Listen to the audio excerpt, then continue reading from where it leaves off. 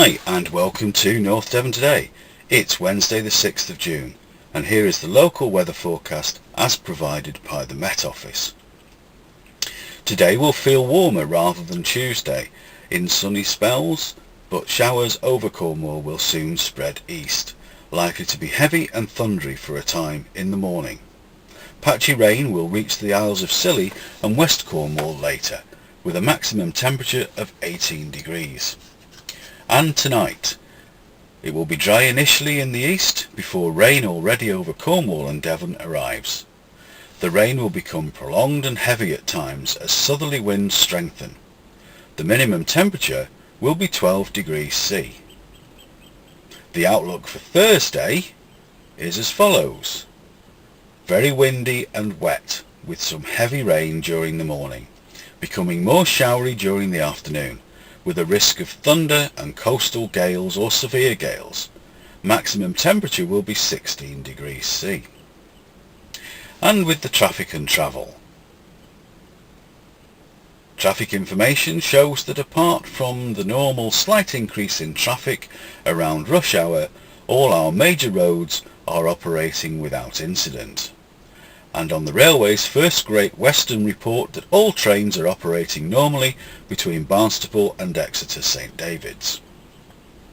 Furthermore, there are no issues reported at Exeter Airport.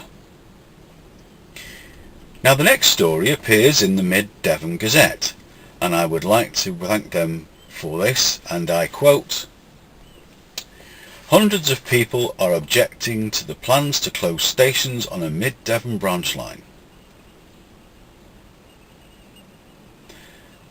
Leaving open 3 out of 14 stations on the scenic Tarka line could cut journeys between Exeter and Barnstaple by 15 minutes, according to the North Devon Public Transport Users Group.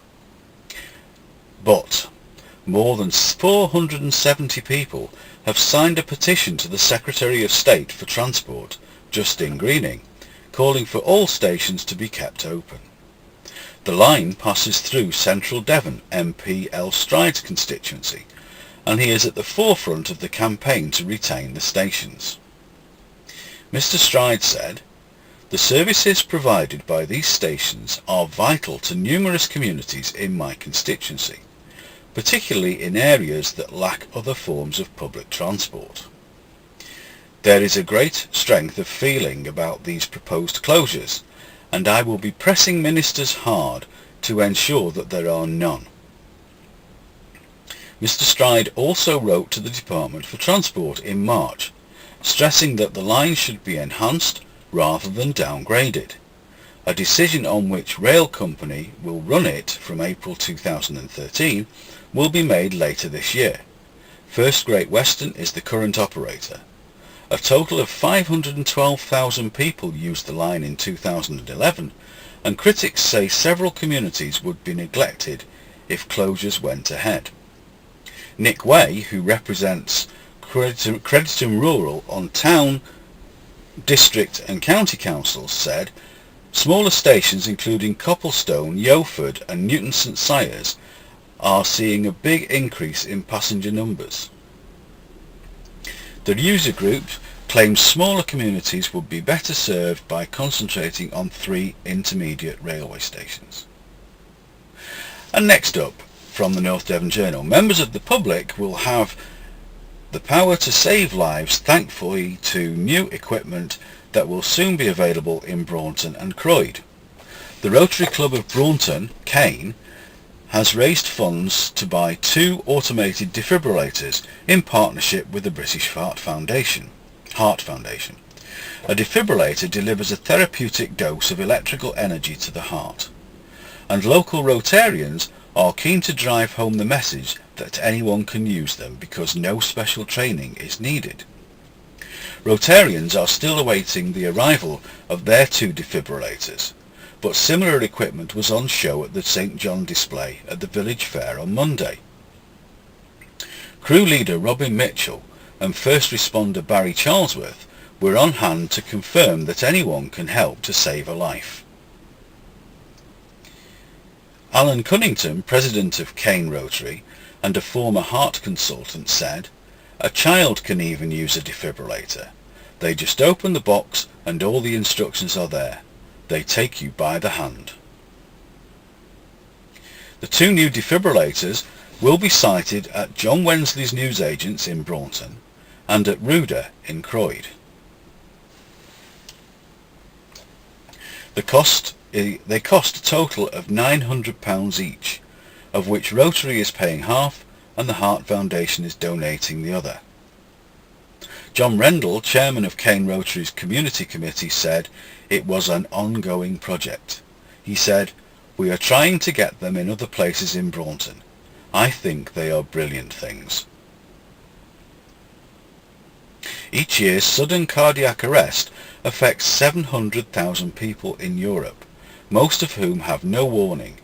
Fewer than 7% survive, a figure that could be dramatically improved with public access to defibrillators. Very good idea. Moonshadow Media are pleased to announce the first edition of their new online magazine, Connect North Devon, has now been published. And we would love to hear from anyone who is involved in wellness, mindfulness, green issues or ecological work in this area to discuss how you are moving these things forwards and working to raise awareness in North Devon. You can see the magazine by logging in to www.issue.com and searching for Connect North Devon.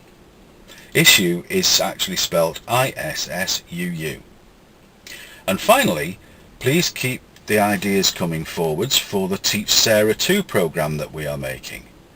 And to all of you budding show creators or filmmakers, if you have an idea for a TV quiz, a game show, or even a short film that you have created, we would love to hear from you about and talk to you about your ideas. If you have any items that you feel we should be covering in these broadcasts, please feel free to drop us a line at moonshadowmedia.com, moonshadowmedia@mail.com, or give us a ring on 07050 644 101. I'm Dave Baxter, and this has been North Devon Today for Ilfracombe TV. North Devon Today is a Moonshadow Media production. So have a great day.